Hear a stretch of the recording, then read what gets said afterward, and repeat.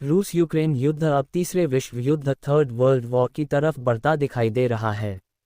रूस ने अपने और यूक्रेन के बीच आने वालों को धमकी दी है तो वहीं अमेरिका ने भी सख्त चेतावनी के साथ कहा है कि अंजाम बहुत बुरा होगा। रूस को कीमत चुकानी होगी। ब्रिटेन और दूसरे देश भी रूस के खिलाफ खड़े हैं। रूस और यूक्रेन के बीच जंग के पीछे की वजह इस बार नेटो को माना जा रहा है। नेटो यानी नॉर्थ अटलांटिक ट्रीटी ऑर्गेनाइजेशन, जिसे साल 1949 में शुरू किया गया था। यूक्रेन नेटो में शामिल होना चाहता है लेकिन रूस ऐसा नहीं चाहता। ये जानना जरूरी है कि आखिर इस विवाद की जड़ क्या है। सोवियत संघ के जमाने में कभी मित्र रहे ये प्रांत दो देश बनने के बाद एक दूसरे के शत्रु क्यों बन गए हैं। यूक्रेन की सीमा पश्चिम में यूरोप और पूर्व में रूस से जुड़ी है। 1991 तक यूक्रेन पूर्ववर्ती सोवियत संघ यूएसएसआर का हिस्सा था। अलग होने के बाद भी यूक्रेन में रूस का प्रभाव काफ़ी हद तक दिखाई देता था। यूक्रेन की सरकार भी रूसी शासन के आदेश पर ही काम करती थी।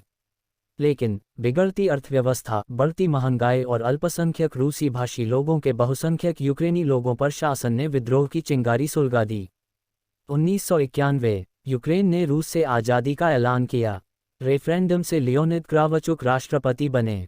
1994 लियोनिद कुचमा ने लियोनिद क्रावचुक को चुनाव में हराया। 1999 कुचमा एक बार फिर से राष्ट्रपति चुने गए। चुनाव में अनियमितता के आरोप लगे। 2004 रूस के पक्षधर विक्टर यानुकोविच राष्ट्रपति बने। चुनाव में धांधली का आरोप लगा, प्रदर्शन हुए। ऑरेंज रिवॉल्यूशन के नाम से जाना जाता है। पश्चिम के पक्षधर विक्टर यूश्चेंको को राष्ट्रपति चुना गया। 2005 यूश्चेंको ने रूस का दबदबा कम करने का संकल्प लिया। यूक्रेन को नाटो और यूरोप यूनियन में शामिल करने की बात कही। 2008 नाटो का यूक्रेन से वादा, आप हमारे गठबंधन का हिस्सा होंगे। 2010 यानुकोविच ने राष्ट्रपति चुनाव में यूलिया टिमोशेंको को हराया। 2013 यानुकोविच ने यूएस के साथ ट्रेड वार्ता को सस्पेंड किया। रूस के साथ ट्रेड समझौते किए। कीव में बड़ा प्रदर्शन शुरू हुआ। 2014 14,000 से ज़्यादा प्रदर्शनकारियों की मौत। संसद ने यानुकोविच को हटाने के लिए वोट किया। यानुकोविच यूक्रेन छोड़ रूस भाग गए। लड़ाकों ने यूक्रेन के क्रीमिया में संसद पर रूसी झंडा फहराया। 16 मार्च को रूस ने इसे रेफरेंडम से रूस में शामिल किया। 2017 यूक्रेन और ईयू के बीच फ्री मार्केट ट्रेड की डील हुई। 2019 यूक्रेन के ऑर्थोडॉक्स चर्च को आधिकारिक मान्यता मिली। आधिकारिक मान्यता मिलने पर रूस इससे नाराज हुआ। जून 2020 आईएमएफ ने $5 बिलियन की वित्तीय सहायता यूक्रेन को दी।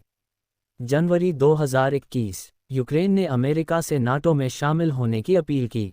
अक्टूबर 2021 यूक्रेन ने बैरेक्टर TB2 ड्रोन का इस्तेमाल किया। ड्रोन के इस्तेमाल से रूस नाराज हुआ। नवंबर 2021 रूस ने यूक्रेन की सीमा पर सेनाओं की तैनाती बढ़ाई। 7 दिसंबर 2021 रूसी सैनिकों की संख्या बढ़ाने पर बाइडेन की रूस को चेतावनी।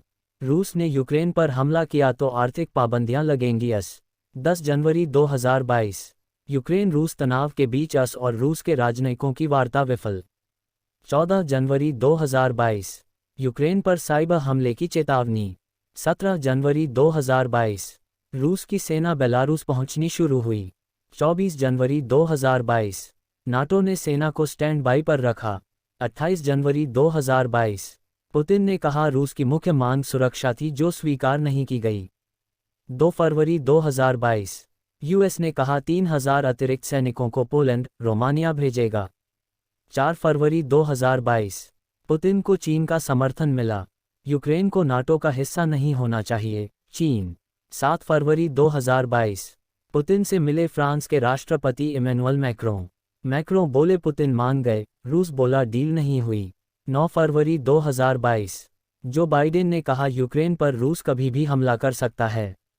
अमेरिका ने अमेरिकी लोगों से देश छोड़ने की बात कही। 15 फरवरी 2022 रूस ने कहा उसकी कुछ सेना वापस लौट रही है। 18 फरवरी 2022 यूएस राजदूत ने कहा रूस ने यूक्रेन सीमा पर सैनिक बढ़ाए। 19 फरवरी 2022 रूस की सेना ने परमाणु हथियारों का अभ्यास किया। 21 फरवरी 2022 रूस ने यूक्रेन के 2 हिस्सों लुहांस्क दोनेत्स्क को मान्यता दी। 24 फरवरी 2022 रूस ने यूक्रेन पर सैन्य ऑपरेशन का ऐलान किया और जंग शुरू हो गई।